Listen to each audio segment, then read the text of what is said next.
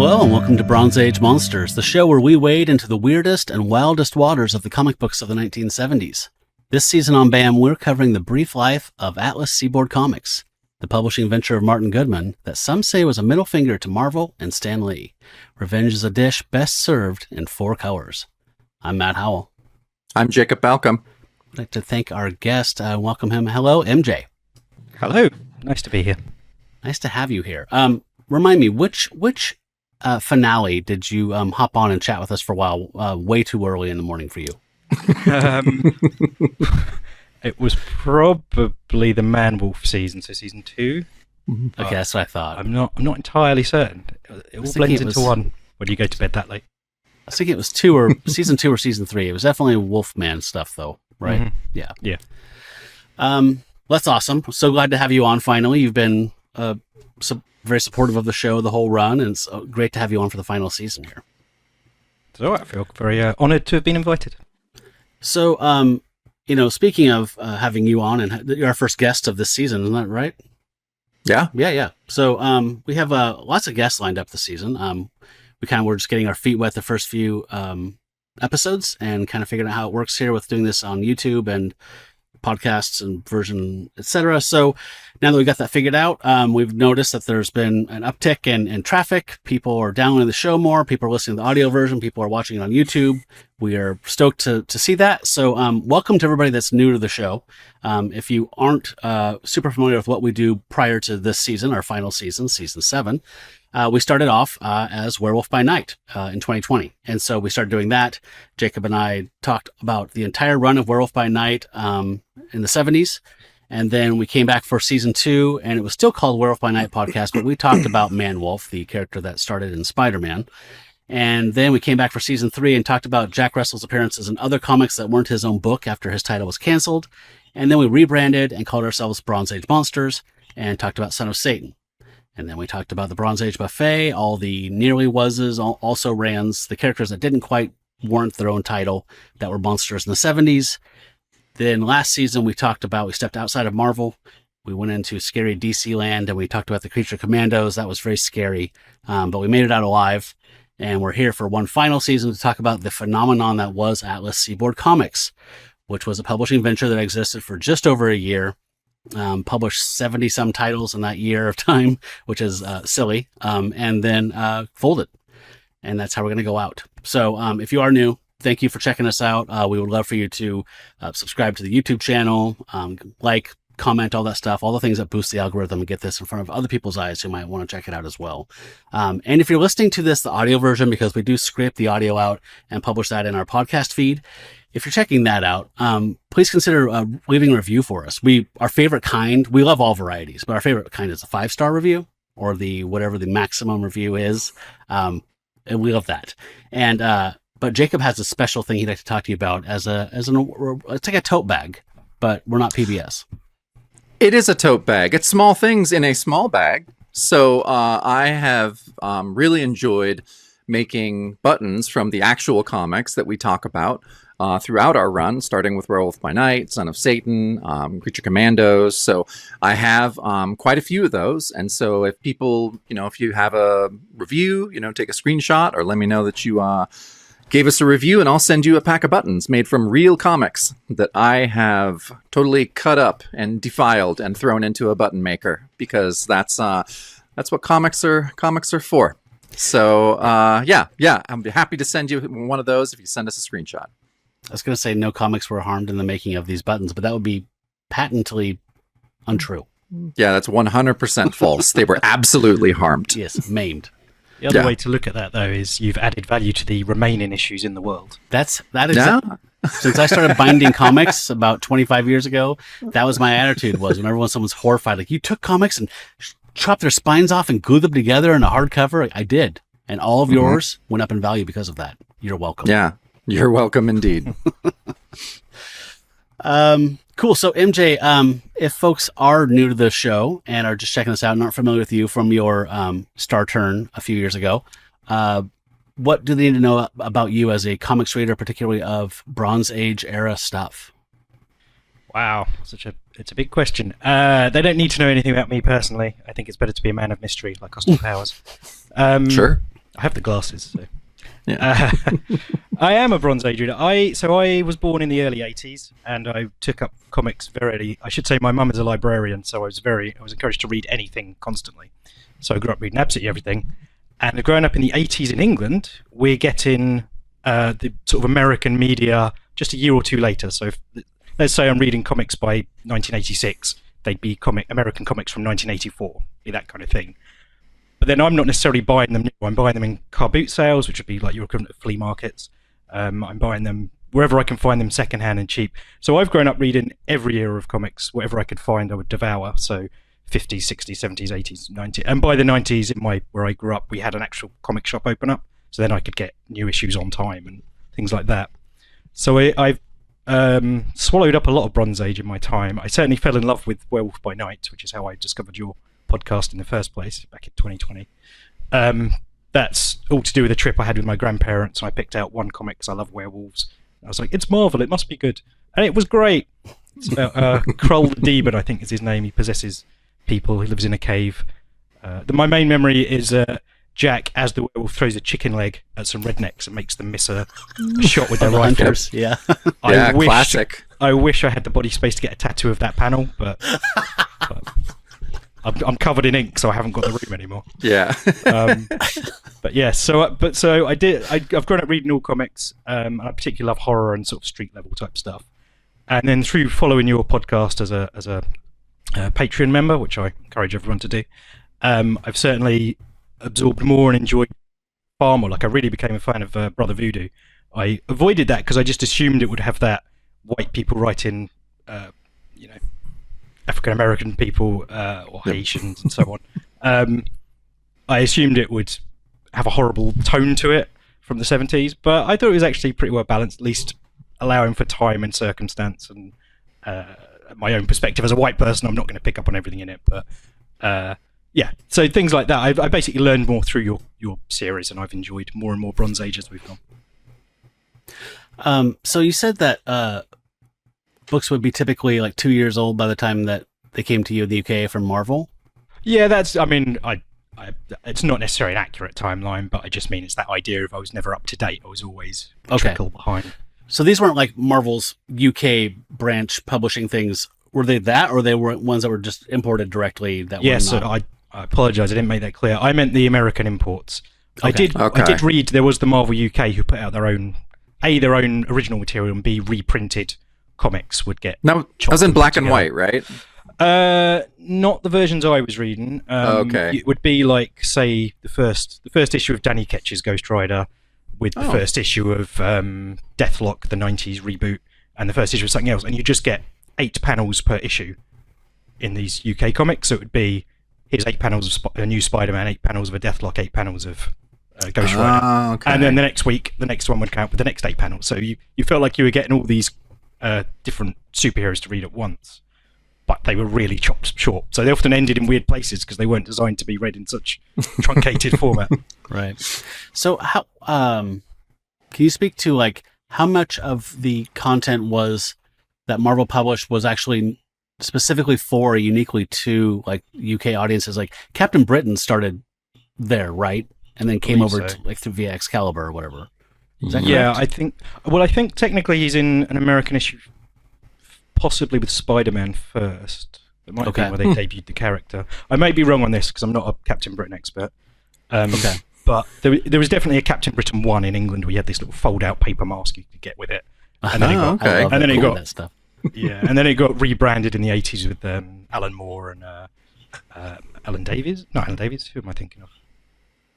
It doesn't matter. It doesn't matter. The point was, it was when he changed to his sort of Union Jack-inspired outfit out of his bright red one.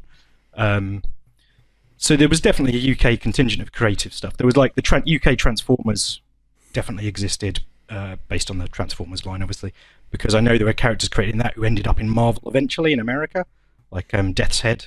I can't remember all of it, but basically the Marvel was enough of a hit here, they would produce their own material here, but not so big that it was all conquering and all my friends would know about it. I was very much the weird kid who read comics.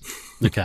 And the stuff that came over to you from the States was the reason that took so long was they had to white out things to put blimey in and drop all Yes. the H's and add Yes. apostrophes. So that took quite a bit of time because it's all by I had hand to back add, then. add the U's into certain words like colour, armour. It takes a while. I mean, that's Yeah. a production job. Sorry, I couldn't help myself. Quite all right. I'm doing my course. best not to sound like a Cockney for you. My dad was actually properly from London. And, Okay. I can slip into that sometimes a little bit more of a, "Oi, how we doing? What's going on?" I'm really trying more to sound like my mother, who's well spoken, so that it's clear for your listeners. We're not anti-Cockney here. No, we're not. We are pro Cockney show. Bloody well think so. Yeah. Yeah, boldly. Big up the Pearly King. Yeah. So that's a picture of you as a comics reader as a kid, how you got into this Yeah. stuff. Can you speak a little bit about your awareness of Atlas Seaboard prior to us announcing we were doing this? Yes, I have virtually none about Atlas Seaboard as a whole. I only know about one series called The Brute, and wouldn't you know, that's what we're covering today. Lucky. Yeah. And the reason I knew about The Brute, I sent you some pictures earlier in the week of a thing called the Encyclopedia of Supervillains. So this was, like I say, I was a child. My mum's a librarian. In our local library was this massive hardback book called the Encyclopedia of Supervillains. And I checked it out so often, they just gave me the book in the end because no one else ever checked it out. And because my mum worked there, she sort of laminated it to keep it preserved for me. So I wish I had it, but it's actually at my mum's now. Otherwise, I'd show you it. But that's why I sent you the pictures. But it was essentially, for your younger listeners, before the internet, we used these things called encyclopedias. And they were big gatherings of information in a text and a picture-based format. And within this encyclopedia, it was designed to sort of cover all the best-known movie villains and comic villains and TV villains of the past, 30 years at the time of printing. I think it came out in, 88 or something like that. But it had the most random stuff in it. So you'd have big villains like Count Dracula or Freddy Krueger or the Joker or Destro or whatever. And then you'd have the weirdest, not even D-list, Z-list characters. And one of them was that guy, and there he is. That guy from The Brute number 3, and there was just a picture of this next to the description. Yeah. So all I knew about The Brute was he's a blue caveman who likes a big ball. That's all I know. But he left an impression because I kept trying to find The Brute comics in England for years as a kid. But again, this is pre-internet. You can't just whip something up. And not surprisingly, given that the line didn't even last a year and barely made 3 issues, they're not exactly common in secondhand shops and in old bookshops and flea markets and whatnot. So I never found them until when you announced this season. Someone read out The Brute or when you were describing what you were covering. I went, oh, I remember The Brute! And I went on eBay and I tracked down all the first 3 issues, or the only 3 issues rather. So my knowledge of The Brute comes about from the Encyclopedia of Supervillains, for whatever reason, deciding the Doomstalker was worthy of an entry, and the cover just sticking with me because I like sort of caveman, brutish type characters. Well, and I saw from the picture that you sent us that this Encyclopedia of Supervillains was compiled by Jeff Roven. Yes. Oh. Okay. So that's kind of cool. Although he had walked by issue 3 and Larry Lieber was the editor, so that's interesting. See, I wouldn't have even made these connections. I just well, because Roven did a lot of encyclopedias. He did a lot of who's who type stuff. But yeah, but I mean, he rage quit by this point in time in Atlas's publishing history. By the time that character got introduced, he had rage quit. I guess he was still friends with those guys though. So, but you know what? I do remember within the entries in the book, a lot of them are written with a slightly offhanded, cynical humour. Oh, I can't remember the Doomstalker one. Yeah, but there's a good chance it says a lower tier character who was never heard again because he had nothing going for him. It might have just had that or something, Yeah. Or what fool came up with this? What a loser! Man.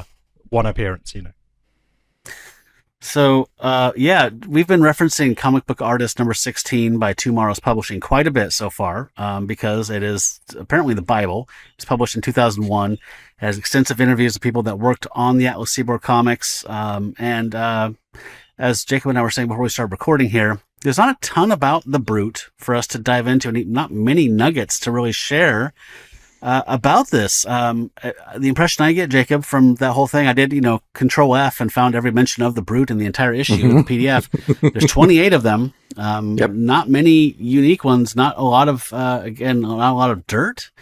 Mostly just people saying this was Goodman saying, give me a goddamn Hulk. Basically, yeah. I mean, Jeff Roven is quote. So the Brute was, the first book of, Martin's the new wave of books, but not part of the original group. So Roven said that, yeah, Martin Goodman specifically told me he wanted to knock off the Hulk, and that was really the best we could do in terms of not being a direct ripoff. We were told, yeah, do a comic like the Hulk. And so how do you do that without plainly stealing the damn thing, he says. And he also said, kind of signaled that this was the start of the Marvelization of Atlas, which is within how many months? Like it was. This is month 2. Yeah, this is month 2. So already in month 2, Goodman is really starting to push. Like, nope, I know we created a lot of cool characters, but not more like Marvel, more like Marvel. And so, yeah, I mean, Alan Kupperberg worked in the production, brought in, Alan Weiss later on after this issue to do the Brute. So yeah, the creative team changes, as with all of them. By the last issue, the creative team is completely different. But yeah, I did the same thing, Matt, and really looked online, and there's nothing about the Brute aside from just quotes from these guys being like, yeah, they said do the Hulk, so we did this. And that's literally it. This is a brief aside, but this could mean by the time this episode comes out, we are officially the Brute experts. Yeah, we are right now. I wrote at university, I wrote my dissertation on Phantasm, the horror film. And there was a brief period when there was nothing else published and academic papers get put in the system and whatnot, where I was literally told I was the world's Phantasm literary expert. It didn't last long. Other people wrote far more insightful books than my dissertation. But yeah, it's that weird thing where you don't even necessarily have to know what you're talking about. But if you're the first person, you are technically. Well, when I was rewatching the entire series in December, you sent me that, and I read it. It was good. So I have never reread that since I wrote it. So I'm glad someone liked it. It's solid. I was impressed. Oh, good. I was young and smart once, but it was a long time. Yeah. We were all young, smart, and pretty at some point, weren't we? Yeah. Are we ready to dive into this thing then? Yeah, let's do it. Sorry, we are diving in, but I just wanted to point out one weird fact for you. Yeah. This isn't technically the first time you've covered the Brute, because there is a Werewolf by Night. Featuring. Oh, yeah, of course. Although he's not even called that in the comic. He's called like Despair or DK. Yeah, Despair. D-level student, whatever it is. But yeah, it was a weird thing. I was just like going through my comics. I was like, hang on, the Brute. So this is your second Brute. Okay. Wait, his actual name was Despair? I thought Despair was that guy that tangled with Spider-Man and Man-Thing in that team up. He's like an interdimensional villain. I could flip through it now. Would you? I'm sorry, it's going to bug me. There, no. So sorry. Do some research for me, guest. Real time. Deprave. Yeah. Despair is Despair. It's a capital D and a capital P and a little E, so it's like Deprave. Yeah. And he's a Jekyll Hyde character, right? Yeah, that's right. Yeah. I actually liked that one. That was a dumb one and done. I liked. Yeah. Okay, let's deal with this Brute. The Brute 2, Electric Brutaloo. This is what we're on. Yeah. So, Jacob, another thing I realized to my horror, once I looked at the calendar, said, we get to talk to MJ about the Brute. I'm excited for this. And I was like, wait a minute. We haven't talked about Devilina yet.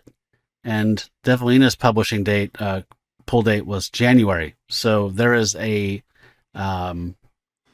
a chronology issue on my part in this first batch here that I don't know what I was thinking. I might have been trying to spread out the magazines more, but it's still bothering me right now. Okay, well, we can do Devilina next. Well, we're having Ben Potter on that one, so there's some scheduling involved. Okay, all right. So I think we're gonna go with Destructor and just have the error. It's like jazz. When you make a mistake, just repeat the mistake rhythmically, and everyone will think it's part of the song. Okay, even though you just admitted the mistake. So what mistake? What the fuck are you talking about? I didn't say that. Look, the only mistake is not getting on the Brute train. That's why you couldn't. Yeah. The Brute train.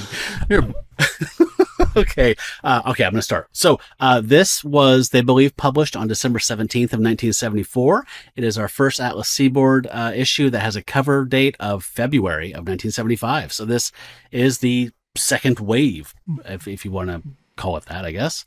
And this is our second cover with pencils and inks by Dick Giordano. So that's cool. I dig this cover. If you're just listening, folks, we have a big ape-like bipedal hominid with a loincloth on. He's pulled a lamppost out of the ground, and he's wielding it like a baseball bat. He's roaring, and he's about ready to swing on a bunch of cops and their police cars who are in the foreground, hiding behind their hiding with weapons and shooting at him, and says, "Is he man, ape, or monster?" Or no, is he man, comma, ape, or monster? Oxford comma too. I like that. Read The Night of the Brute. So, you know, I like this layout. It's very simple. The background, there's like a cityscape. So it's just a city street. It looks like a Ray Harryhausen kind of scene set in modern times. First time we've seen hyperbolic text kind of smeared all over here, which was something we remarked earlier. We liked how clean the covers were, but this is still pretty clean. What do you think, MJ? I have two problems with this cover. Although overall it's fine. It sets the tone. It shows you what you're getting. The first is, by your own rules of take a drink, this does not happen in the city. Because I look at this cover, I'm like, wow, exciting. The Brute's on a rampage. Nope. Mm-hmm. Instead, taking a drink. We'll get to it in the comic, but instead he rampages against one man outside a cave. But which is a bit of a, and the other issue I've got is actually the colours they've chosen, because you've got the blue of the police uniforms and the blue skin of the Brute, and then you've got the little bit of blue glass in the background, and everything else is kind of pink and yellow. It's just weird. Nothing really pops. Now I know you've got the actual title does, but it just seems slightly muted and dead and weird overall, which kind of sums up the issue in a lot of respects. But yeah, it just. There's something like it's not technically wrong. It's a good drawing. It shows you what you're getting, but it's lacking the excitement you would get with a Marvel. Yeah. Well, I think talking about the colors, I mean, that is one thing that we're starting to kind of notice, is that no one's ever going to say that the coloring is the greatest strength of Atlas Seaboard. A lot of times it's not even credited, even on GCD. And so, yeah, it seems like coloring was kind of really haphazard in a lot of ways. I like this cover. I like the layout. GCD says we get inks by Gaspar Saladino, which we'd had. I think last time we had a Dick Giordano cover. So I think they work really well together. Oh, he inked it? I thought he lettered it. I don't think so. Okay, I thought it said Giordano with both inks and pencils. That might be my mistake. Sorry. That was something that didn't really bubble up into my conscious mind, MJ. But yeah, the coloring, the monochromatic kind of palette here, does this no favors. Yeah, as I say, I don't hate it. It just feels like this is your big debut. It should be making you go, whoa, not. Yeah. Yeah, I agree. All right. Well, let's move to the opening page, which normally. On a lot of these, we'll have the title and all the credits on the first page, but no, we kind of have a little more cinematic thing going on here. So what is happening is we have a pretty nice illustration of three kids coming into the cave. The opening narration reads, "Our story begins here at the limestone caves outside Hargrave, Minnesota in the spring of '75. It's a couple of kids. Ken, a couple others, and I like that they're some of them are kind of reticent and scared, but Ken's just like, nah, let's go in. We're explorers. And he's just like, you guys are sissies. Like, Ken's kind of a dick, but he has the flashlights. They're moving along, and then at the bottom, I mean, they just kind of say the same thing on every panel, that they're scared, that it's spooky, that, oh no, even though one of the kids even says that, like at the bottom, he's just like, you're sounding like a broken record. And I was like, yeah, you all are, actually. But I mean, we'll talk about it more. I mean, we already have talked about all the creative team multiple times, even this season.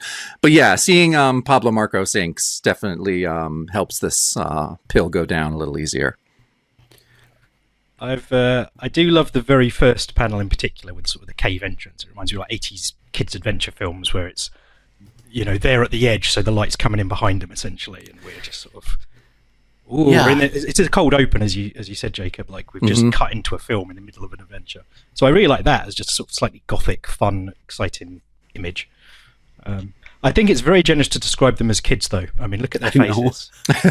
You know, when they cast 40-year-olds to play totally. 17-year-olds. It is. Yeah. This is right. Especially the bottom panel too. You're just like, no, I think one of you has gray hairs. So I think there's some salt and pepper going on there. So I'm not sure you're 11 years old.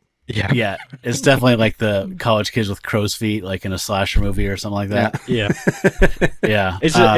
I mean, I'll go highbrow on you. It's like Renaissance paintings when all the children are painted to look Yeah. adults, because they didn't know how to do child's faces.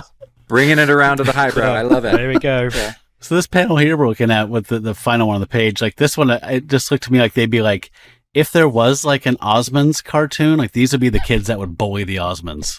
Like these are the villains, like the mean kids on the block. Get out of here, you Mormons. I'll kick your ass. It's awesome. Okay, so we move on to the next page. This exploration continues. Nice use of blacks in here. Of course, it's a cave, so you'd expect a lot of shadow, but silhouette here, all the stalactites and stalagmites and stuff look pretty cool. But man, there's a lot of just from Fleischer here, which surprises me because maybe this isn't his his milieu, I guess, but like lots of and like and like gasp, stutter, gulp. Yeah. Cut it out, Timmy, will ya? And yeah, I don't know. It's just has Sikowski ever seen a flashlight before? Yeah, right. Those are so weird. They look just like they're supposed to be lanterns, but they just look like old cameras. Yeah, kind of. We're talking about torches, MJ. By the way. Yeah. So. Yes. Yeah. Yeah. Yeah. So there's doing the brotherly thing here. This is three brothers, and like stop being a coward. They hear a bat screech, and one's blah blah blah. Then they hear "Roar" coming out from the back of the cave. Is that a bear? I don't know. Might be a monster. And then all the flashlight plays like right into the viewer's eyes, and then gasp. Look, maybe we better go. Another roar. So this very Scooby-Doo kind of setup here, but little more mean-spirited, a little older kids. Yeah. They're not little kids, they're like teens, but like we said, they all kind of seem like they're all dropped out of college a couple times also. The weird thing is, you're absolutely right with the Scooby-Doo tone at this point, but literally on the next page, that is going to change drastically. Yeah. So, like, I don't know what tone they were going for, but it was a little muddled. I think it was at this point that I was just like, okay, cool. Pablo Marcos pencils, like that's awesome. But I don't know. I don't see Sikowski doing light pencils on this with Marcos doing inks. Sorry. It seems like Marcos didn't have as much leeway as he maybe should have to make it really cool. So. Yeah. All right. Well, yeah, let's get to the title page.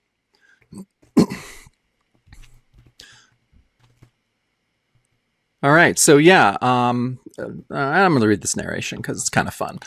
And then suddenly, without warning, it is upon them, a hideous thing from out of the darkness, a nightmarish beast from the very dawn of time. Poor little Timmy never has a chance, for a harsh fate is decreed that he is to become the first of many mangled victims on this unforgettable night of the brute. And all right, our cast of creators, we got script by Mike Fleischer, penciled by Mike Sikowski, inked by Pablo Marcos, edited by Jeff Roven. So yeah, to go along with kind of what I was saying, I feel like Sikowski's pencils were probably pretty heavy because I don't see Marcos being able to do as much. I mean, it's better than it's better than other Sikowski stuff that I like. I mean, there's that finer line that's really cool that Marcos does, but it's obviously I would much rather have Marcos doing pencils and inks. I can see Marcos coming out here on the beast, the brute. On the brute for sure. So yeah. So what happens is, yes, this the brute. It's a blue kind of caveman looking but monster. He has a necklace of like tusks and teeth, and he's going straight for little Timmy, and all the other kids are like, "Good joke, Lord," and "Help." And so that was the thing. And I had heard about this, and Matt, you had mentioned this too, that just like the Brute, if it has a couple things going for it, I guess like it's pretty brutal and children die like right off the bat. So it is, again, kind of what Rovan was talking about with Atlas, is that they were trying to push the boundaries, maybe not in a very tasteful way ever, but they were definitely trying to push the boundaries of the comics code. And yeah, in this issue, it's just like, nope, kids get totally murdered, thrown against a wall, crumpled, bones crushed. Like, yeah, it's brutal. Off panel, they get eaten. It describes there is new sustenance.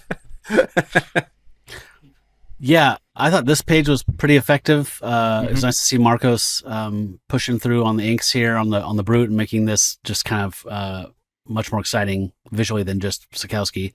But yeah, this is where the cynicism or something, I don't know if this is just Fleischer or if this is Rovan again egging him on, but like this idea of like this giant pre-Neanderthal whatever thing, like that kid, like the little marks around the help, the little, like, so he's like exhaling it or he's saying it quietly because his like ribs are being crushed, like, it's quiet, and that makes it way creepier. Like, he's help, like, yeah, okay, now I'm horrified. Yeah, it's scary because kids aren't supposed to die and stuff like this. When I first read this, it really took me aback so much because I just wasn't expecting it. But that kind of ties into the whole issue, and I know we will cover the rest of it. But it's this: what are you trying to be? Are you trying to be this hulking, nasty brute, no pun intended, or are you a wacky adventure about a misunderstood monster? Gentle giant. Yeah. Yeah. I got to say one thing about this panel as well. The noise coming out of the brute, the grrrp. The pee on it. The pee on it makes it sound like he's burping. Grrrp. Yeah, the pee. Yeah, the pee is so weird. Without the pee, it's grrrp. With it, it's grrrp. He's had a mastodon burp in him for like millennia, so yeah, so nice to get that out. Okay, so let's move on.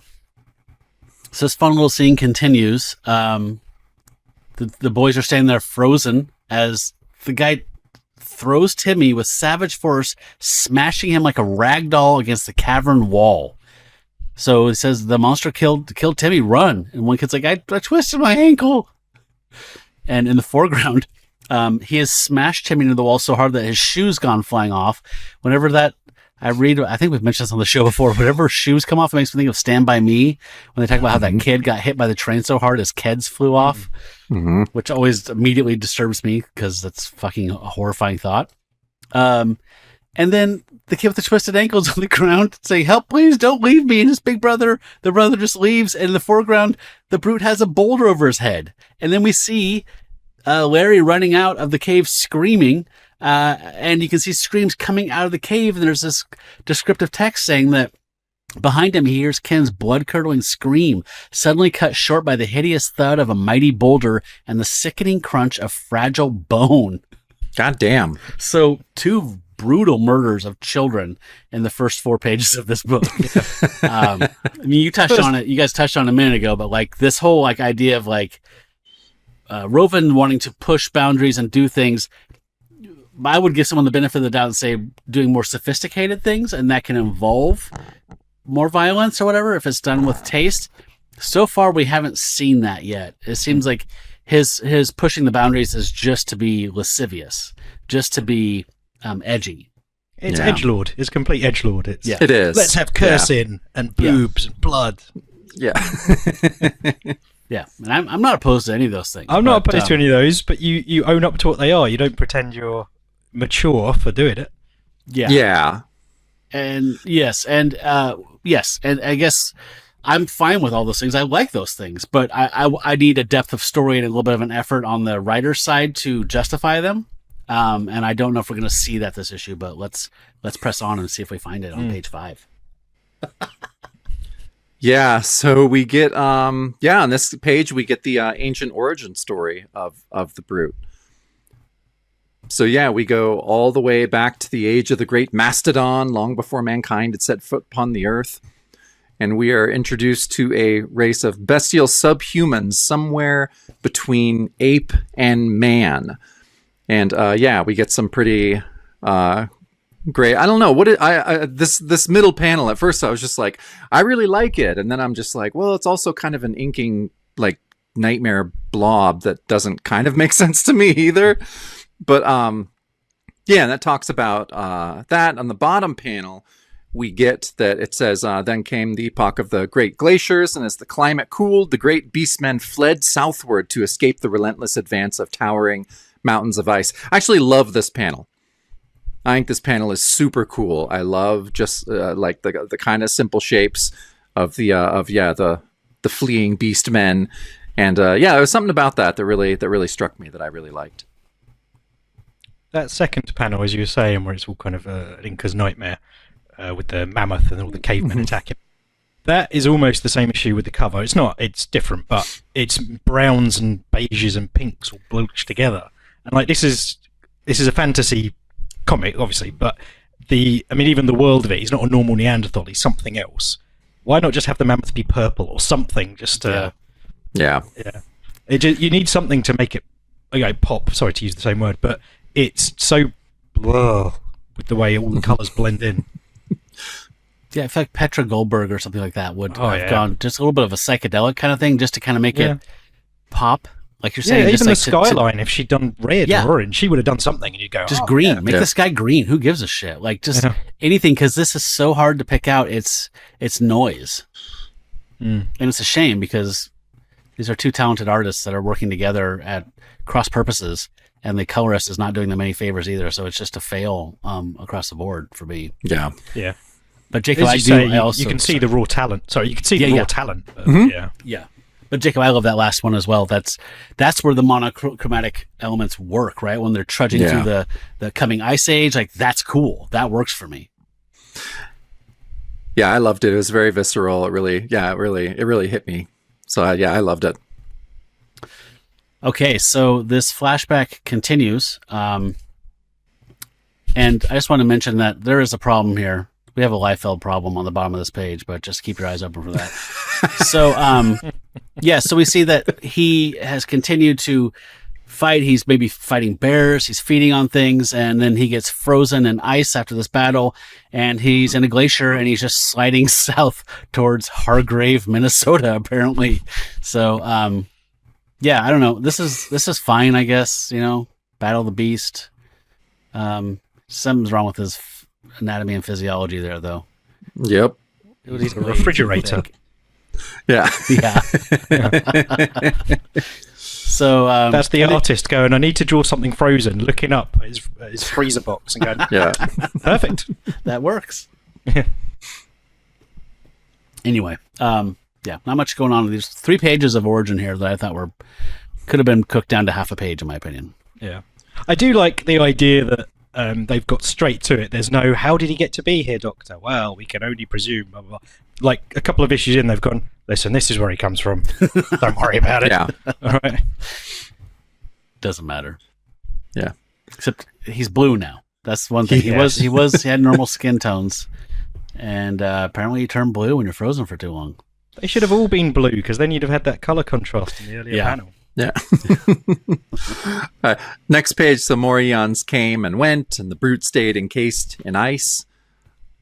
The narration then reads, and that is where he might have stayed forever, a mute witness to all eternity, had it not been for man and the achievements he calls progress. So, we are in modern era, and I love these professors think this new atomic power plant will have any adverse effect on the environment? The other is like, it may raise the valley temperature 5 or 6 degrees, but not enough to make any real difference.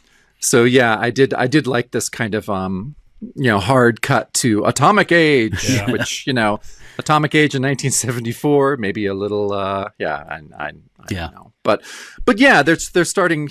I like how he's like, oh, are we addressing environmental concerns here, or not really? Because they're just like, nah, 5 or 6 degrees. Who gives a shit? This is fine. We need this power plant. But this is the era, Jacob, though, also of like all those eco horror movies, like Frogs, and like whatever. Oh yeah. Just like, what are we doing to the planet? Yeah. Yeah, it goes back down. It says, but the difference that the power plant made was real enough to the beast man, for as the limestone cavern warmed slowly but perceptibly, the ice mass which he had slept began to melt. And so, yeah, he melts, and then it says, and soon he was alive and free and hungry. He yearned to hunt the great mastodons, but the great mastodons had vanished from the earth, so he's going to have to settle for children. Or billionaires. You just Or need billionaires. No, it's not. It can never be that easy. Damn it. I took it within the story. I may be reading too much into it, but the atomic power is what helped turn him blue and maybe made him a bit more large and powerful. But but I thought they never say that, so it might just be me having watched too many Godzilla movies in my time. But before he thaws, he's blue in the ice. I don't know. Wow. Yeah. Like on that big long panel. Yeah, no, you've got me. I think you're giving it too much credit. Yeah. I think we all are by the fact we're thinking about this more than the writer thought about it. Oh, yeah. Yeah. I'm sure Fleischer, if he were still with us, would be shaking his head saying, why the fuck are you talking about this? I wrote this in 25 minutes. Yep. So yeah, on the next page, I'm glad that you guys confirmed this because I was, skimming through this. I was like, did he eat that kid?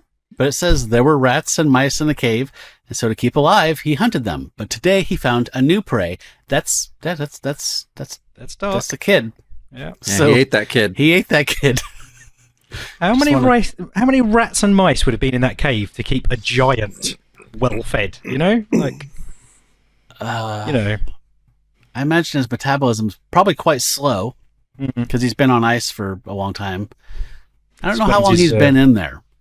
Explains his little paunch. Like after he not thawed that I'm out. here to judge, but yeah, once he woke up, how long he's been in there before the 3 Jerkington kids came in to explore. So meanwhile, in a local hospital, we meet some people. We meet Chief Frazier, and they want to see the kid. My beef of this 3-issue run is that Chief Frazier and Dr. Turner are the main characters of the book, and I don't fucking know why, because it's called The Brute. And it's about a brute. Yeah. But we get to know them way more than anyone else. So they're inquiring about the surviving kid, and he says that a blue-skinned beast man killed his brothers and almost killed him. And he says, come on, I suppose it'll be better to let you hear what he has to say for yourselves. And he opens the door, and they go, this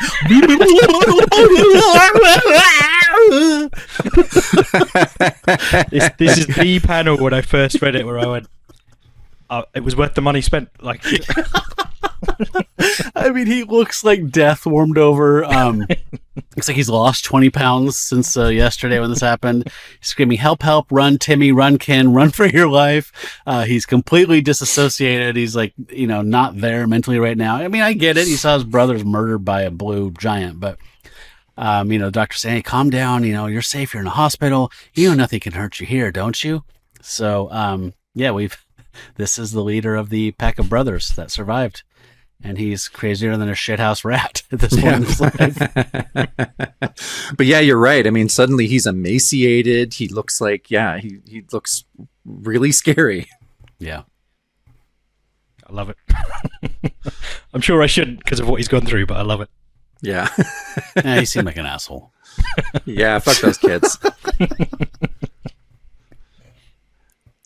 So we meet them more, police chief Frazier and Dr. Turner. She is an anthropologist, Larry. She studies strange men like the kind you. And then Timmy's still he's still rowing about Timmy, like, help, run. He's killed Timmy, run. And Son's like, please, Larry, you've got to try. Like, the doctor's like, nah, the interview's over, Chief Frazier. And as they leave, they're curious, and the doc says, well, we shouldn't doubt the boy. He has no history of emotional disturbance. He looks perfectly sane. So he looks sane. So, there's nothing in his file that says otherwise. So he's obviously been frightened out of his wits by something. And then, then they turn to the anthropologist, and they're like, well, what do you think? She's like, well, I mean, some sort of pre-hominid survivors could be alive. It's a long shot, but... And then, final one. They're just okay, Professor. I've already ordered get cordoned off, so we're gonna go up there and see what was up there. Doesn't kill again. Like Doc's like, well, good luck to both of you. I'm gonna stay here with the crazy kid.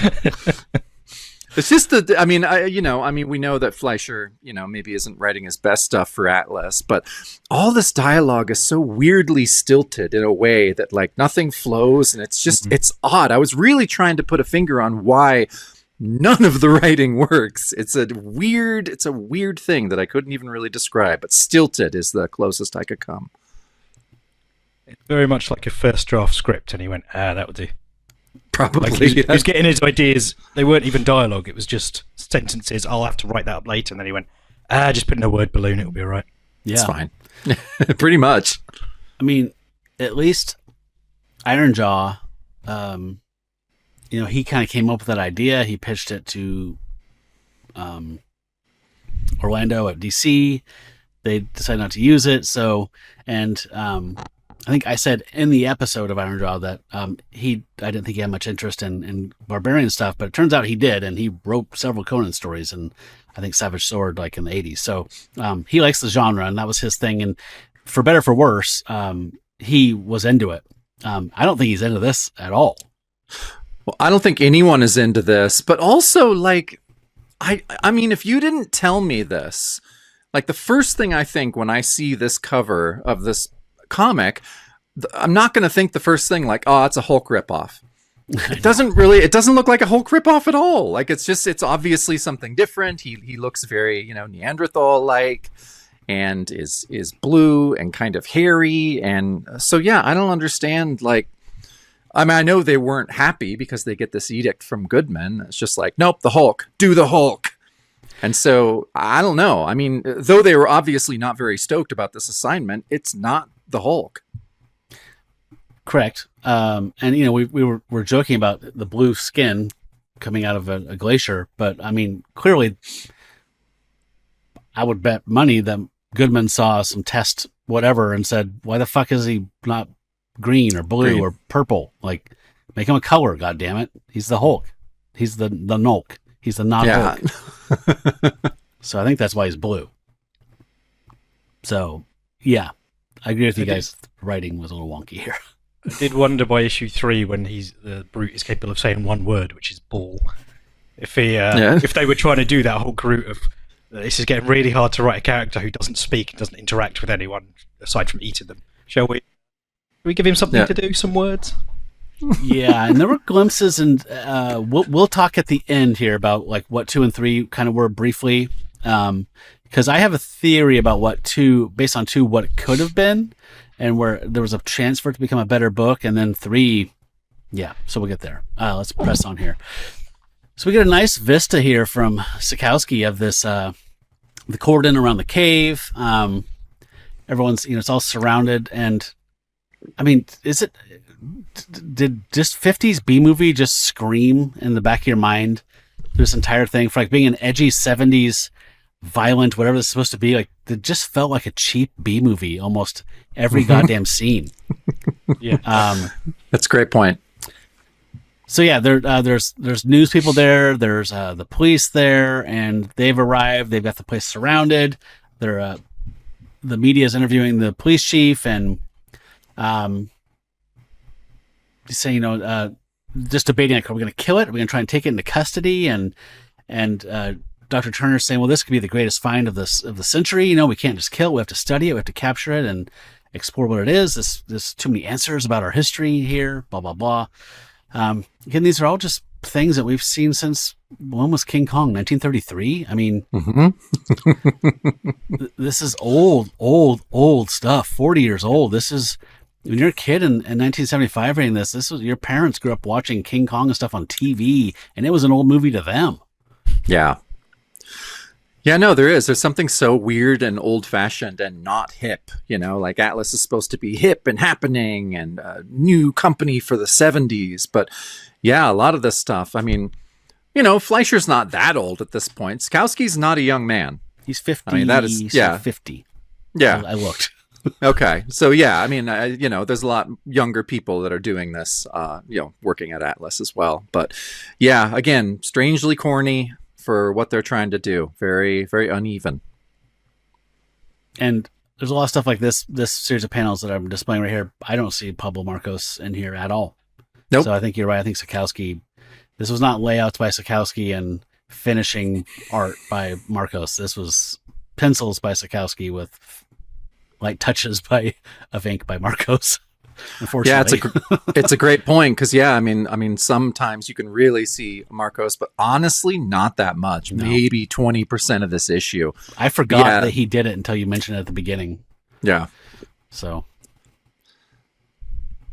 It's all right. Yeah, we get more kind of exposition on the next one. Just what we need. Just what we need. So yeah, they just are talking about capturing it alive, but then the kid's dad shows up, and guess what? He's not super happy. He's just like, well, it wasn't your son's killed by this creature. As long as there's breath in my body, I intend to see that the monster's destroyed. So, which I understand. I mean, I get it. Yeah. They're just like, who cares? Let's study it. Let's keep it safe. And yeah, this dad is, he has every right to just be like, no, fucking kill this thing. It's going to kill other kids. It killed 2 of my kids.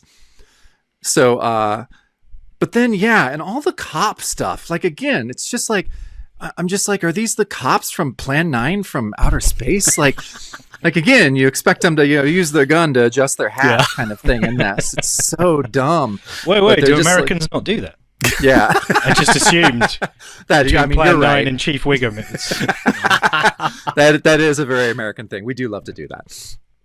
But yeah, so they're just being like, there's a fissure. Let's drop some tear gas canisters. And but yeah, doctor there, the anthropologist is there. She's trying to make the case for it to be saved. But the tear gas containers go in, and this is the first time all of them see this brute who, comes out of the cave going, "Arr!" No P on the end of that one. No. That would have been really funny. I kind of miss it now. I kind of want to P at the end. Yeah, it's gonna sound like Tim the Tool Man Taylor. The more yeah.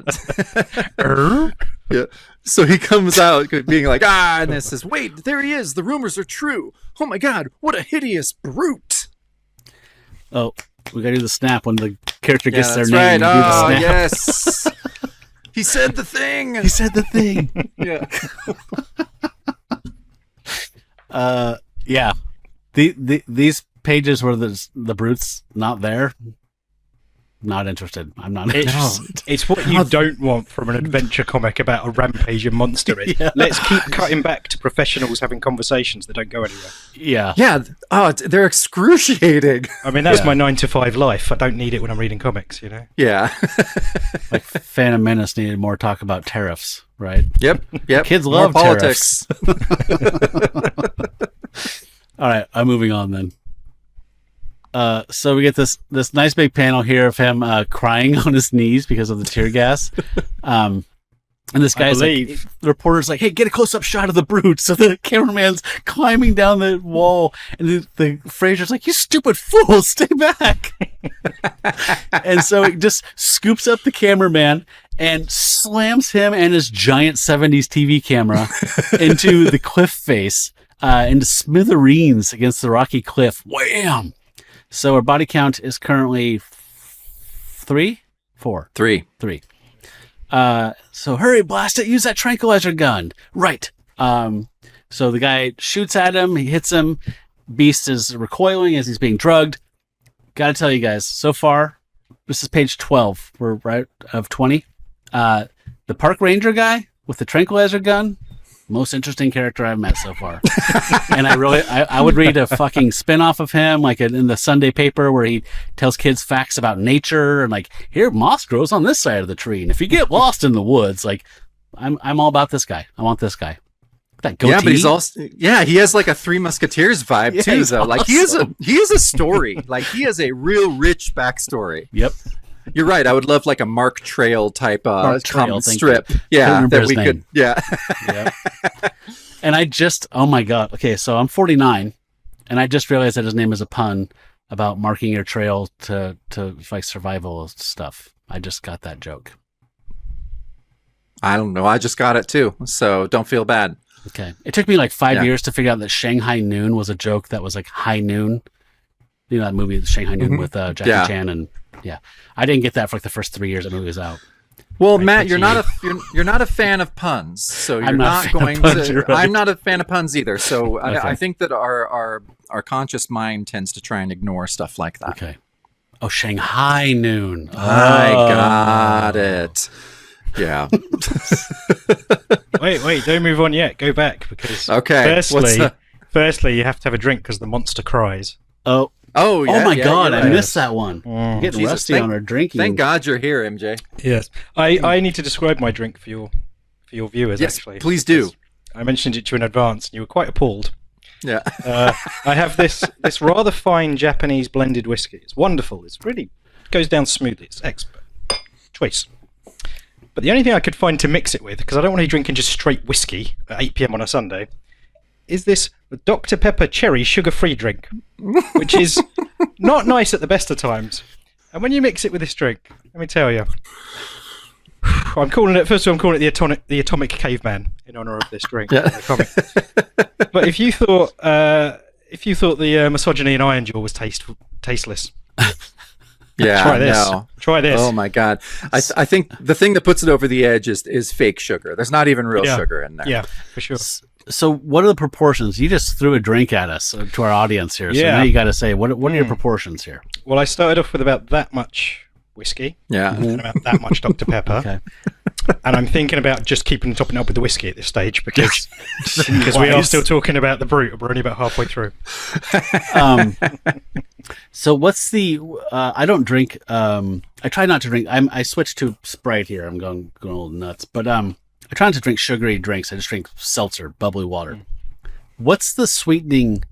How is that? Is that aspartame or is that stevia? Ooh, see, Xylitol. I don't normally drink soda at all. I normally just have water or coffee. Those are my drinks. But That's smart. Man after my own heart. I don't know. I mean, I don't want to read the entire Okay, I was just curious. thing. It just says 0 sugar, extra ooh. Bunch of chemicals. Yes. Does it have the, like stevia and aspartame? Does it have that weird baby aspirin bitter aftertaste? Yes. It's like the worst thing in the world. Yeah. Okay. Yeah. No amount of whiskey can cover that. No. And sorry, one more thing, just on that page. I will move on. We can move on in a second. But when he throws that poor cameraman, it says "wham."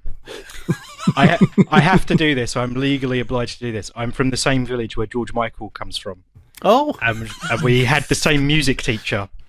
Although a few years apart, I'm a little younger than him. But yeah, it just means any reference to Wham. Immediately, I'm like, yeah. this Well, yeah, guy gets it. I would do the same Yeah. thing. I would brag Yeah. about that constantly. Yep. There's Yeah. another Wham in this comic later as well. Yeah. Once you're trained to see it, you see it. You constantly. can't not see it. Yeah. No. All right. So, yeah, the trank gun does its job. Brute topples unconscious. They load him onto a gurney, into an armored van, then a cage, and so yeah, they have him pretty well contained, and he's alive. So Dr. Turner's going to be happy about that. But then I don't know why this made me laugh so much. But then, they're treating him like an animal, and then it's like competency hearing time. And he's like before a judge. And it says, yeah, so the following day, and it's like, yeah, this hearing has been called to determine the fate of the so-called brute. And yeah, I don't know why. Something about that cut made me laugh a lot. Well, it's important we get back to more professionals having conversations. You've Exactly. had panels of action.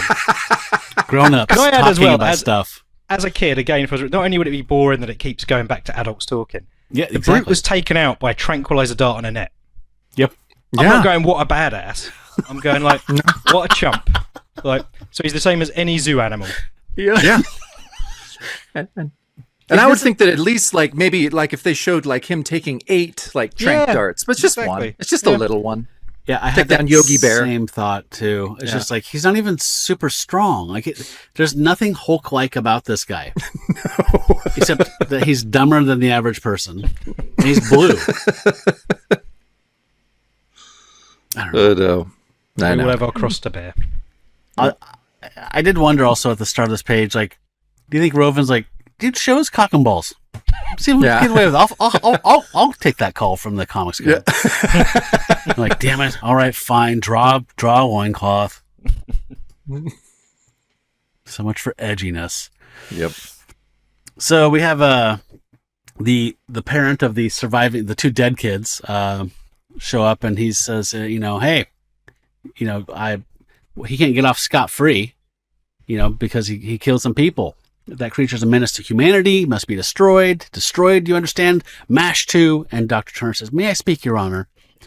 So she steps in and says, look, I understand you're upset. You lost your two of your 3 kids, the 2 good ones. Because I'm sure the surviving kid is the older kid, and they're like pancakes. The first kid's always the shittiest one. You know, that's the one you give that to the dog. Maybe he's the toughest one, though. Yeah, maybe so. Yeah, as a firstborn, I take umbrage with that. And I did like this middle panel here where he's Carlson's saying, isn't that noble of you? And then she says, hey, there's nothing to be gained by destroying this thing, Your Honor. He's not a human being. He has no understanding of laws or morality. And I do like this panel, but it also doesn't work because if the crowd in the background, I like the attention to detail and showing the people in the courtroom, but having them all be at full opacity or full detail or full light source makes us just busy. And this is like, I know where my eyes are supposed to go. I see the 3 characters in the foreground that are the focus, but it still is too busy visually. Like those people should be half opacity, like shadowed or something. Yeah. In my opinion. Well, your eye is supposed to be drawn to her enormous eyelashes. Yeah. Her comically inhuman eyelashes. I'm kind of drawn to the fact her eyes look like they're weirdly spaced. They are Slightly heading off in different directions. There's something off about it. Yeah, there's something wrong. You're right. It's like a flounder or Spent something. too long on the eyelashes and not enough time on the eyes. Yeah. So the judge is intrigued. He's like, I'll allow it. And she's like, all right, so as far as I've been able to tell, the brute represents a branch on the evolutionary tree that withered and died, an experiment of nature that somehow failed. So it's like the Scopes trial now or something. It is. And we get an exterior shot, but the blabbing of grown-ups in a courtroom setting that kids love continues. He's a subhuman creature, more than an ape, yet not quite a man. And as such, he presents us with an extraordinary opportunity to decipher the riddle of our own beginnings, to help unravel the secret of man's own origins. I mean, they could have cut to like, a panel of the beast and, a brute in his cage or something, but it's just like, nah, let's show a nice courthouse. Yeah. Kids love it. Yeah. Can show him like doing a painting in a cell, like with feces or something. Jeez. Yeah. So, but guess what? It just keeps going. So they're still arguing, and the guy's like, well, your so-called extraordinary opportunity murdered my sons. And so they just keep going. What the brute was horrible, but he acted as a beast would out of fear. I ask your honor, let us study this brute in captivity. And then the judge has obviously been swayed. He's like, all right, I'll come along with you. But I love that he says, but the brute must remain under careful guard, and you, doctor, are to retain responsibility for his behavior. And yeah, the dad is obviously outraged. What? This is an outrage. But she's like, I will, honor, thank you. He's in my care now. My responsibility. But the dad is obviously super angry still. Says, anyone that says, mark my words. I want to be in a point in my life where I am in a situation that says, where I say, you haven't done that yet? I haven't done that yet. I haven't lived. Make the time. I haven't lived. Yeah, I need You're never to. going to be on your deathbed and say, I wish I'd said that less. Mark my words. Yeah, but the guy obviously is true. He says somehow that brute will get loose, and when he does, he'll kill again. But then, so then we cut back to the lab with the cage, and it says in the days that followed, anthropologist Ann Turner works tirelessly to bridge the gulf of eons that stands between herself and the creature from the dawn of time.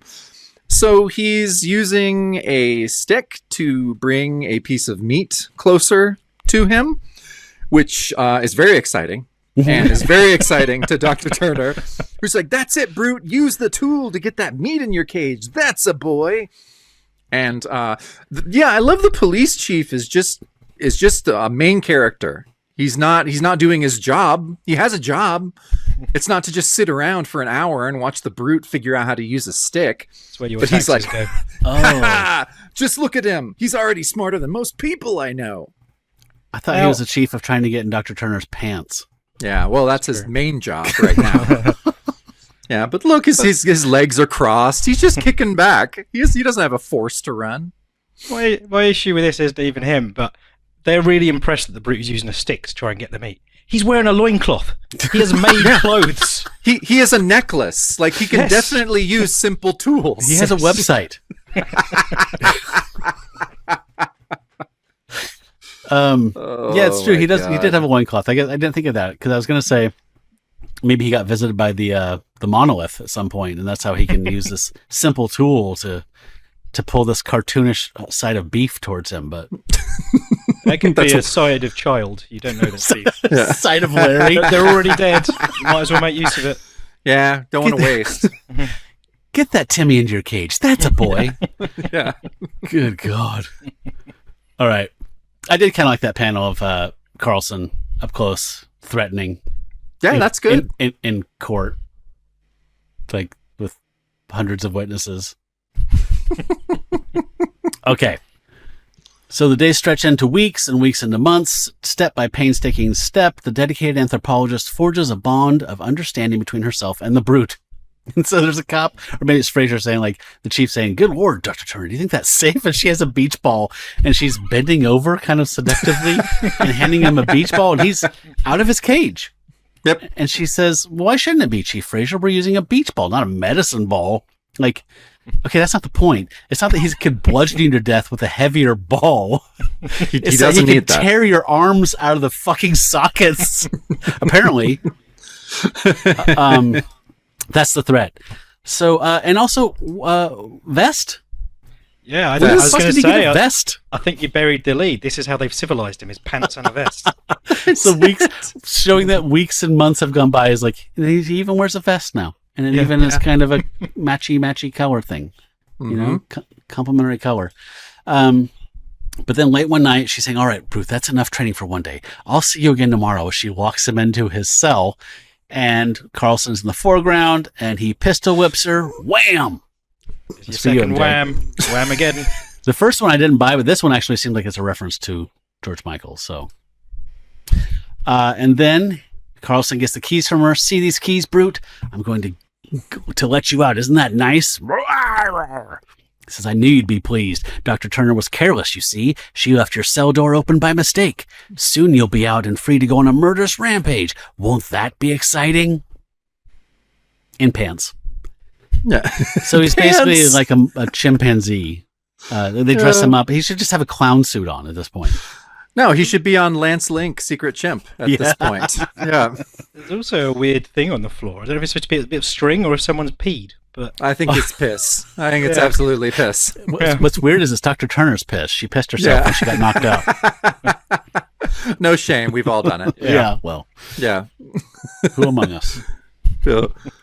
So yeah, we see how Turner's plan's going to work out. Guess what? Probably not too well. He says, "Come on out, brute. You're free. Maybe after you've got..." He already explained this. He already told us this. Why is he telling us again? It's just Brute wasn't paying attention the first time. He's just like, nope. Look over here. I'm going to tell you. You have to get out, and then you'll be a menace, and then I'll be right, and you'll get the fate you deserve. He's like, he's probably just like, "Shut the fuck up. You already told me. I know this. Everyone knows this. We get it." Yeah, but then I like that he's like, "Why, look at what you've done to your friend Dr. Turner. She'll be lucky if she doesn't have a concussion after that blow you gave her." But then the brute, it says that as he gazes down on the limp form of his favorite anthropologist, he starts to get really mad. His eyes grow red with bestial violence. Turner's like, "Hey, hey, what are you getting angry for? I'm the one who's letting you out, remember? Stay back or I'll shoot." The brute's still looming forward, and then Turner at the last panel is like, "All right, you asked for it, blam, blam, blam." Should have used a trank gun.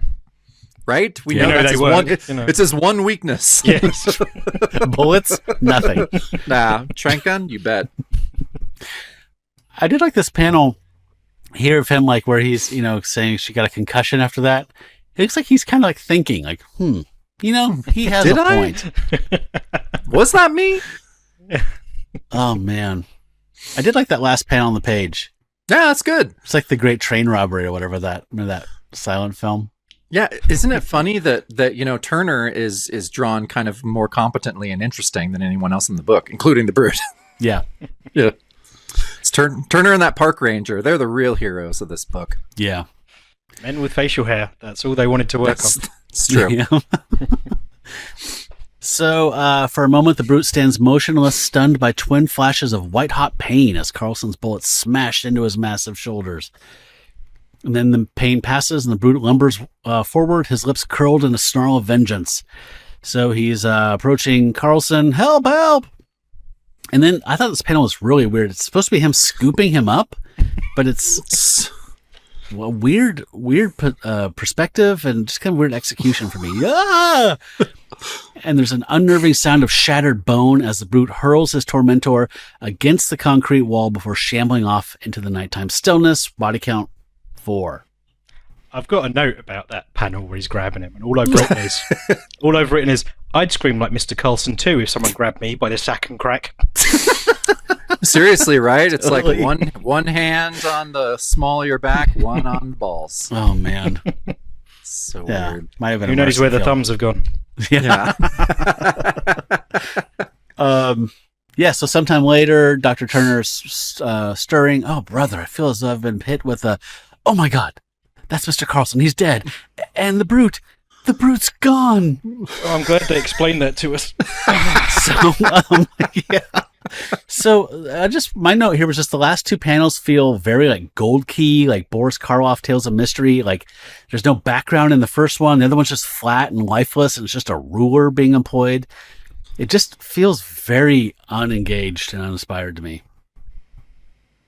Yeah, I mean, the lack of care that goes into this issue is just, really. I mean, I think this was, and again, maybe it's just, it's Sikowski, it's Fleischer just being like, any hope that they may had that this was going to be like this new company where exciting things can happen. I think at this point, they're just like, shit. Yeah. I mean, and it shows. Yeah, definitely with this gig, which was an assignment, right? Yeah. Before it was pitch us ideas, we're an exciting new house of ideas, and then here it's how's the new house of ideas? How does that connect with make me a second Hulk? Yeah, they knew shit was not going well.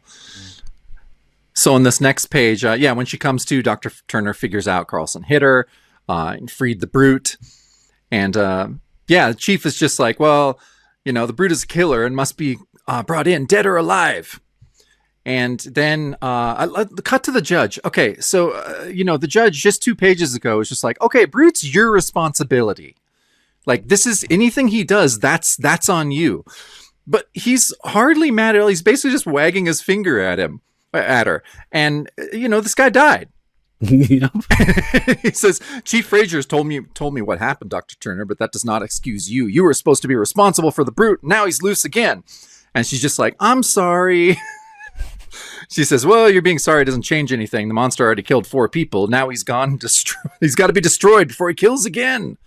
But yeah, there's really no consequences. Can I just add as well, when Dr. Turner's being seen to, she explains for the 3rd time what's happened with the brute escaping. That's right. Time number 3. And it's only been in like 2 pages ago. No, we need reminding of that. We forgot. Yeah. Me stupid, me brute. Yeah. So, is the judge blaming her for getting pistol whipped? Yes. I think so, yeah. Frazier has told me what happened, Dr. Turner, but that does not excuse you. I mean, you were responsible. Like, I got jumped by a man and hit with the butt of a pistol. Like, what am I... How is this my... To be fair, it's the 1970s. She's a woman working in the men's world. Oh, you're right. It's true. Yeah, this is on her. She couldn't see through her eyelashes. No, they're so giant. No peripheral vision. Okay, we ready for the last page here, gentlemen? Ready.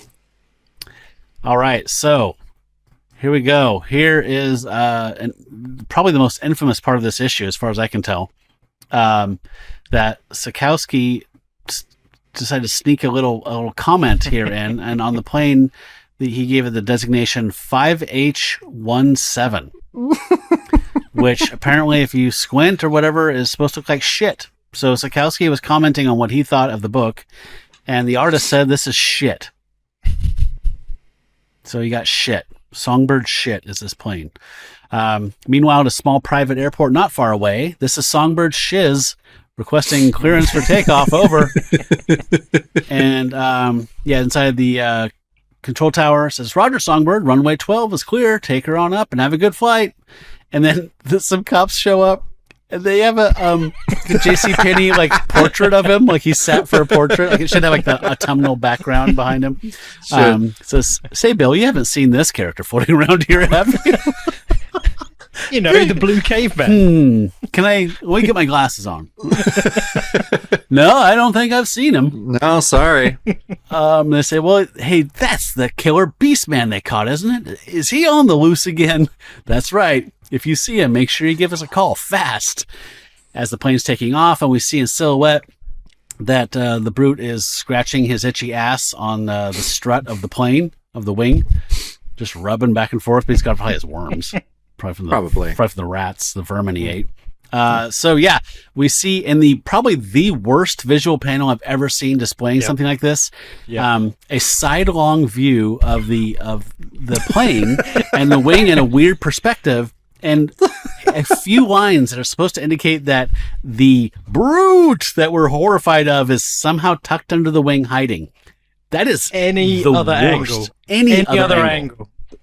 Bottom looking up, front looking at it, like three-quarter, like anything. I tell you what I thought with this, because I think you'll both appreciate this. It's so anti-dramatic because of the way they've modelled the art. But all I could think is this should be like the ending of Bart versus Australia with the koala on the helicopter. That's right. Punches in on the face of the brute. Like, Push in on the eye. Yeah. Totally. Yeah. Totally. Good call. And it just, keep going in the eye until you get into the iris, and then it's black. Issue's done. Mm-hmm. He's loose. He's out in the world, as far as we know. God help us all. Or that could be a spider web or something. We don't know. It looks like a fly in a spider web. Giant fly. But that's the end of that. So before we jump into anything like that, I thought we could do some shout-outs, because we love to give the shout-outs for our Patreon supporters. So the most popular tier is the Pack member tier. That's $5 a month. And folks that support us there, they get access to the Shadow Show, which is what we used to call the bonus show. We just published the 109th episode, and people who support the show get access to the entire archives of all 109 episodes, and you can get them as podcasts. Go through a secret URL. You can get them right into your podcast app of choice, or you can get the video and watch it on YouTube or on our Patreon or on the Patreon app. So that's cool. And we support folks as a thank you by doing shout outs at this point in the show. So that's people like Ben Potter, Blake, last name withheld, Brad Elmore, Brian Steed, Brian from Marvel by the Month, Caleb, Chris Sperry, Dave Kennedy, David D, David Goodwin, Glenn Lash, Grace has joined us. Everyone knows Grace from the great episode we did with her last season. We're really excited to have her on again later this season. So welcome, Grace. Yes, thank you, Grace. Greg Rowland. Jared from Swords and Scrolls podcast. Jason W. Jeff Fitzpatrick. Jerry from Buffalo. Justin the Owl. Kyle from the Heartland. Letty. Matt Harvey. Michelle from Moonlit Comics. Pat Svek. Rob from Marvel by the Month. Russ from Tomes of Evil. Tony Iupi. Tim Tucker. And Worm Drive Pro. Thanks so much to all of our pack members. But for our Patreon, there is one more tier that we have above pack member. These are our star gods. These celestial barbarian deities get even more gated content. And after 6 months of being a star god, you get to go to our Threadless shop, pick out whatever you want. Shirt, cup, travel mug, whatever you need. We'll send you one of those. And Matt, you just put something up recently for just Star Gods, correct? I did.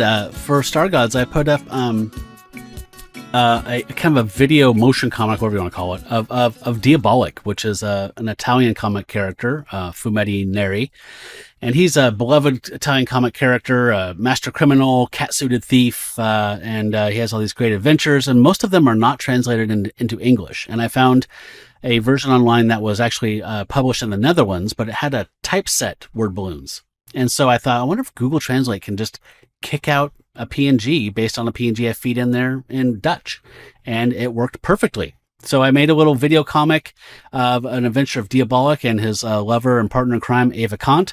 And I stuck a bunch of like music from Giallo films and Eurospy and just different stuff like that. Italian cool movie music in the background. So it's a little video thank you for folks. And if you ever want to check out Diabolic, now you can if you're a Star God.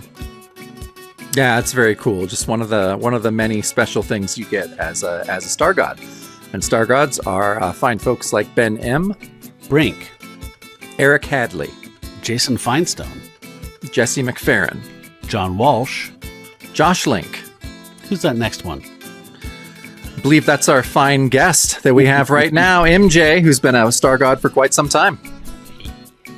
What a guy. I was hoping he'd say his own name, but he didn't take the bait. Well, I didn't want to just dive in, to be honest. Yeah. I'm very polite. I'm very reserved. It comes with the nationality. Okay, I'll accept that. Yeah. Mark Nivens, Melissa Watts, Michael Giacchino, Ryan from across the Bifrost, and Jackson T. Overstreet, our Uber patron, who has hooked us up with the entire Atlas Seaboard run for this season. Thanks, Jackson. Thanks so much. I want to say for Jackson T. Overstreet as well, is without a doubt the coolest name on the planet. Yeah. Like, there is only one man that could stand shoulder to shoulder with Shaft, and that's someone called Jackson T. Overstreet. And it only works because of the T. If it's Jackson Overstreet, it's a good name. Jackson T. Overstreet. That is a recurring theme, and whenever we have guests on the show, they always comment on that and ask if they can say his name. We didn't. Jacob, we're so rusty. We didn't do the thing where we had the guest get in the cycle of saying the names. I know. I only thought of that in the last 2 names we said. God so damn. Apologize, MJ. It's all right. But look, his name is so cool. There's a reason mine is shortened to initials. It's just my actual initials. My name is so boring. Yeah. And then you get Jackson T. Overstreet. You go, yeah, I'd follow him into battle. Yeah. Yeah, exactly. Knows what he's doing. And his name's been said 3 times so far. So Yeah. you know what I mean? Yeah. All right. So yeah, please consider going to patreon.com/Bronze Age Monsters to back us there, and you can join the shout outs and get all that extra kind of gated stuff that we were talking about. I can say with all honesty, it is worth it. And actually, I just realized I am wearing one of your shirts. Oh, nice. Nice. Love There it. you go. That's the Son of Satan shirt if you're just listening, folks. Where could someone get that? Someone could get that from our Threadless shop, Ah. which I think is threadless.com/Bronze Age Monsters. I love how everything's just so simple now with the Isn't that the nice? addresses. Yeah, nice and clean. Vanity URLs. Okay, so we did allude a little bit to the rest of the story for the Brute. There were only 2 more issues published, and so the next one picks up right where this one left off, is Attack of the Reptile Men. And then, the third one is the one that MJ was referring to at the beginning of the episode. So, the second one, he kills the pilots, I believe, of the plane, and it just crashes in the woods. And he kills the first guy, and the second pilot's like, "You can't kill me, dude. I'm the pilot. You will crash." And he doesn't understand a word he's saying, so he kills him, crashes, walks away unharmed from a plane crash in the woods. And he encounters a mad scientist who has a base of operations out in the middle of the forest in Minnesota. And he has a hunchback named Eric. And this guy, this is like the most 50s B movie, like 60s. There's actually a movie from the 60s called, it has several names, but one of them is The Bloodwaters of Dr. Z. Mystery Science Theater made fun of it in one of the final seasons. Really cheap Ford, grade Z movie, grade Z. Sorry, MJ. But the whole premise is like this guy is like kidnapping people and trying to make them into amphibious human beings for when the ice caps melt and the world floods. We'll need to be able to breathe water or something like that. Again, it's almost all in voiceover, super cheap, super sleazy. But this reminded me so much of that. This guy wants. He implants a control device into the Brute so he can control him by remote, and he wants him to kidnap 3 of his colleagues who didn't believe in his work. I mean, all of these cliches from mad scientist stuff. He converts the men into reptile, water breathing whatevers.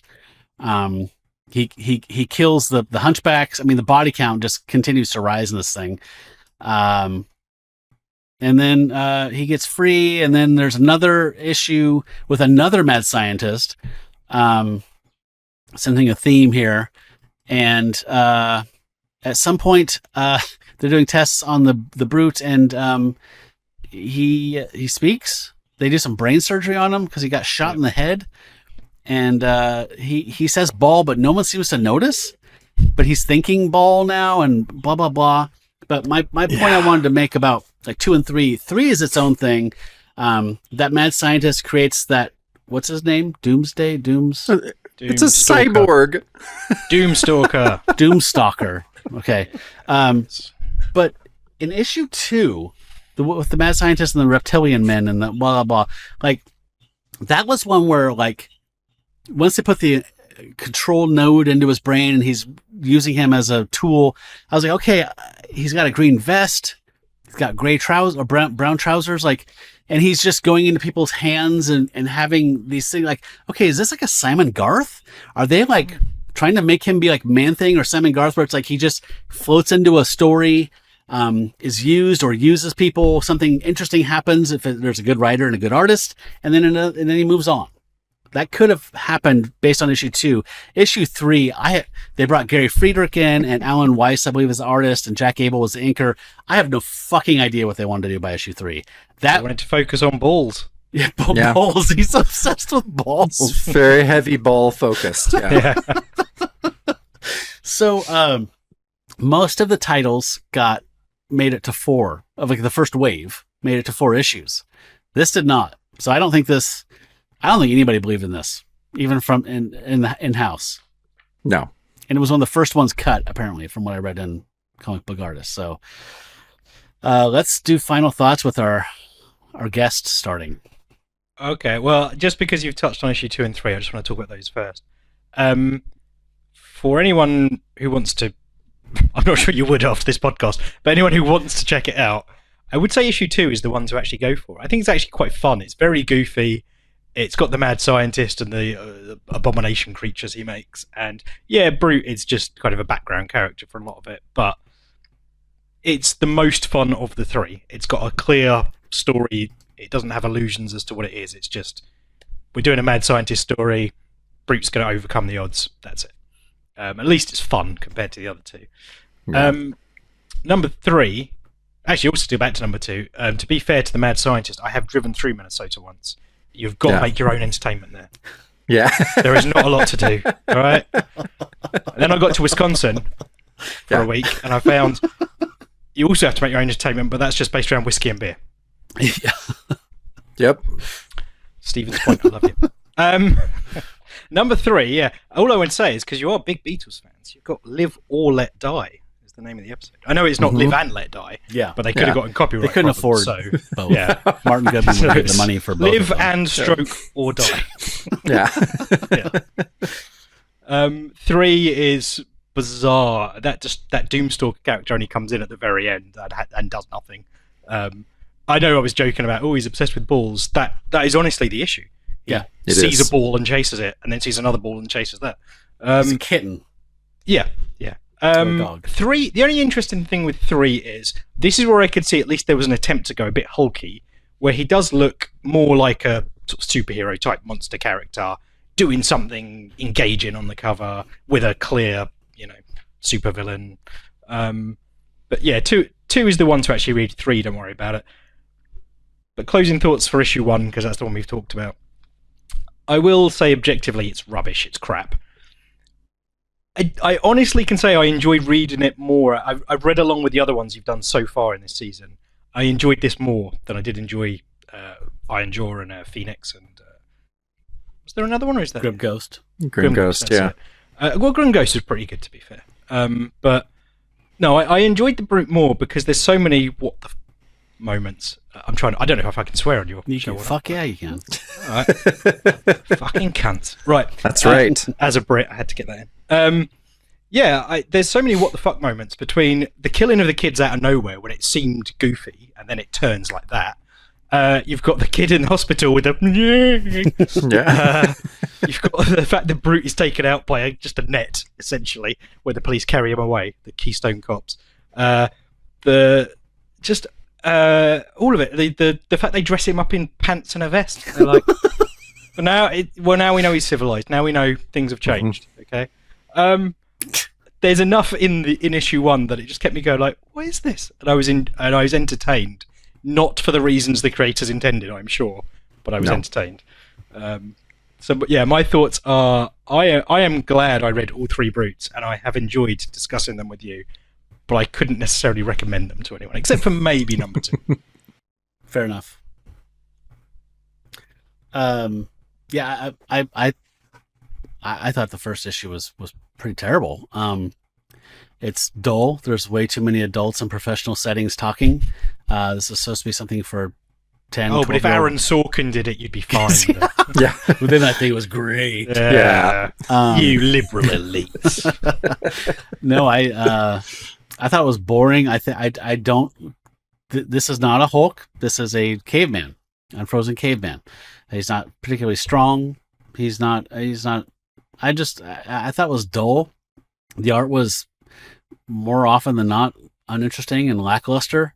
Yeah, I thought issue 2 was a blast. I was just grinning and just smiling and laughing and chuckling the whole time through. It was fun, and 3 was every final issue of Atlas Seaboard has been a what the fuck so far. So don't understand the hard left turn, but yeah, I thought this was I don't know, but Jacob, at some point we should probably start ranking as we go or something, or maybe just save it up for the finale. I'm not sure, but this is probably the bottom for me. Next to Phoenix. I like Grim Ghost and Iron Jaw a lot more than either of those so far. So, me too. I'd have to say I agree with that. Yeah, issue 1, it's dull and weird, and but it's all, I had an okay time reading it. I knew I would have a fun time talking about it with you guys, which, Matt, we know that happens when we're dealing with a lackluster or straight up terrible comic. Is that it's always a lot more fun to get together and chat about it. Gotta agree with you guys. Brute 2 is pretty fun and stupid. And I really liked it, and it was a lot of fun. Brute 3, so weird. But honestly, I think for someone, I would say if you want to really kind of know what Atlas was about, I think reading the 3 issues of The Brute is a nice little encapsulation of what this company is, because they start out with an idea, whether it's good or not. The second issue is more fun, which we have kind of noticed. And then the third or fourth or whatever the last issue is obviously, like, you can tell Goodman's state of mind and his almost just like psychosis at the end, to where, especially on that cover, MJ, you were saying he looks more like the Hulk. I can imagine Goodman just being like, what the fuck? I told you to do the Hulk. I told you to do the Hulk. That's all you had to do. You'd one assignment. And so then, and it seems like poor Gary Friedrich's coming in batting cleanup a couple times already on this. Alan Weiss and Jack Abel are very competent artists, but issue 3 is just a fucking nightmare weird. Like, it doesn't make any sense. But I feel like these 3 issues of The Brute really show the timeline of Atlas, and the timeline of Atlas under Goodman's shepherding, I guess you could say, or really just trying to push and bully the artists into doing what he thinks is gonna sell, but guess what? It doesn't. What I'm hearing is, guys, season 8, the second issue of every Atlas comic. Honestly, it might be more fun. We'll see. I'm curious how many times this is going to happen, Matt, because it's happened. I mean, we liked issue 2 of Phoenix. Not as much as 3, but yes. Not as much as 3, but yeah, we did like that. I liked issue 2 of Grim Ghost. That's me too. When he's in the modern world doing what he's supposed to be doing. Now the origin's out of the way. We loved Iron Jaw 2, where he's the king. I was like, this sucks. Yeah, that was awesome. I can't drink and kill as much as I want to. I have to listen to supplicants and approve budgeting things. All this paperwork. We all have to grow up at some point, Yeah. We all miss our roaring 20s, but Yeah. So I was surprised. I kind of got the impression before we started this that the one episode, issue 1, everything would be like, that's where they shot their shot, and then it all crumbled from there. It feels to me like they shot their shots and were kind of like trying to establish for a long run, and with differing results. And the second one was we're kind of like, all right, we got that stupid stuff out of the way. Now let's have fun. Yeah. If they just had fun with the first issues, maybe it would have been a different story. Exactly. It's like they couldn't do these long, they couldn't make established characters because the first issues, I mean, are either dull or all origin. And then, it does seem like that, Matt. It seems like once they reach issue 2, it's just like, cool, let's have some fun. This is a comic book. Yeah. And it's like, it's almost like that in media res thing wasn't acceptable, right? You couldn't just have the hero doing his thing and have him do a flashback halfway through or in the second issue or something. Like they were just going, no, we can't do that. That's crazy. You have to start with I was born.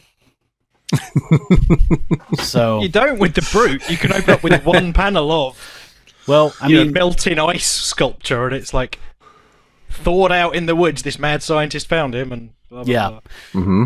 True, but isn't it in issue 3 that we actually find out that he had a child and a wife? Yes. Yep. Do you know what? Actually, I don't know where my notes are. This is what I will recommend to people. So we're all recommending issue 2 for fun.